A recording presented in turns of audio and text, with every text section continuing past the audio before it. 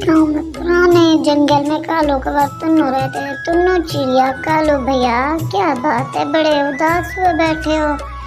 मौसम तो देखो, परिंदे भी आज चहचहा रहे हैं, कितना अच्छा मौसम हो कर, बादल भी आ रहे हैं।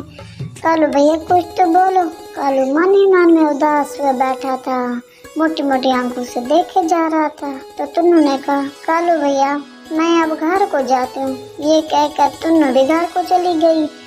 घर में तुन्नू की बैठी बैठी थी, उसका इंतजार कर रही थी। उसने कहा, मम्मा आप किधर गई थी? तो तुन्नू ने कहा, मैं आज जंगल में कालू से मिलने गई थी। तो उसने कहा, आओ खाना खाते हैं मिलकर।